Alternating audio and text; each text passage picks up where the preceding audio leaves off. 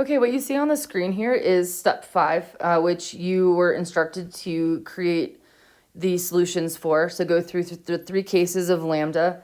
This is, again, the exact same boundary value problem that you did in lesson 32. Exact same one. The same one that I walked you through.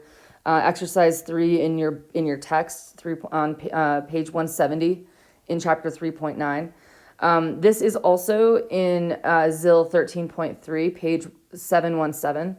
So the entire this entire heat equation derivation, or at least solving the analytical solution, or finding the analytical solution, is on page 717. I didn't think it went into as much detail as I like, which is why I'm doing this set of videos. But if you want to look through another way, another narrative to solve this, you're welcome to look there. Okay, so I'm not going to belabor the point here, but what you found in lesson 32 and what you should have written down again for this problem is that for the case lambda equals 0 and lambda is less than 0, the only solution is the trivial solution. And so we don't pick any solutions up, any non-trivial solutions up in those cases. But in the lambda is greater than 0 case, we end up with a non-trivial solution. And so in most cases, what we will end up doing is sometimes you'll actually pick up solutions from multiple cases. So it's always a good idea to just to train the way you fight and be prepared for that fact. So what I always like to do here is collect non-trivial solutions.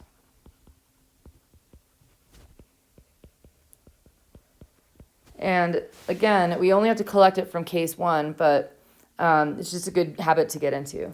So our non-trivial solutions in x of n of x is equal to sine of n pi x over L.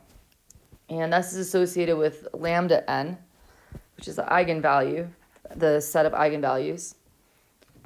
So lambda sub n is equal to n squared pi squared over L squared.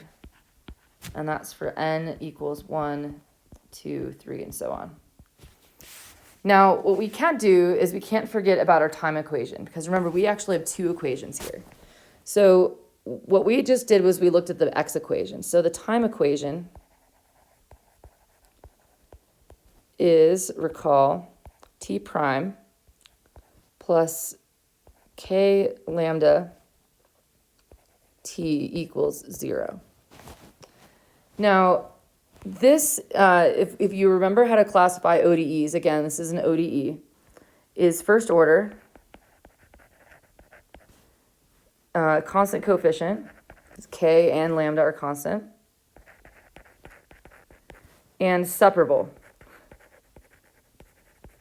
For maximum confusion, we use the word separable in 2 different ways.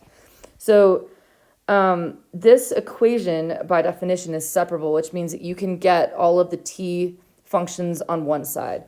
It's similar to the idea here in separation, the method of separation of variables, but we're going to enforce and apply it in different ways.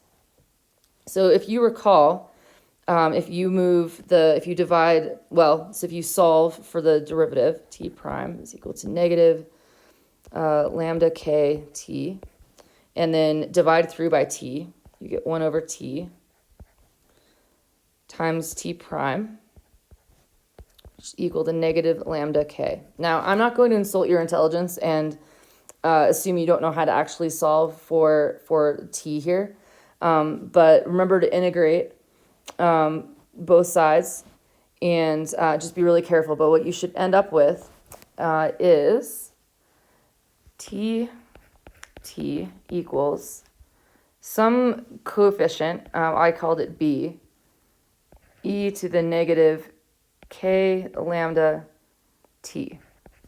Okay? So if you aren't sure where this comes from, I encourage you to talk to your instructor immediately. But this is just a separable ODE. But I strongly encourage you to talk to your instructor if you're in any way hazy, because things are just going to get faster and more furious as we move on. So don't get left behind. Okay, so now that we have the equation, what we're going to do is we actually know what lambda is. So T sub n of T, now we're about to introduce lambda, which has an n in it, is equal to some constant b times e, and this is a little bit tricky to try and write this in a clean fashion, but negative k, and do what the way the book does it, n squared pi squared over L squared T. Okay. So I just sort of wrote it in that line there. And just to reiterate, I know I did it right above, but n equals 1, 2, 3, and so on. Okay.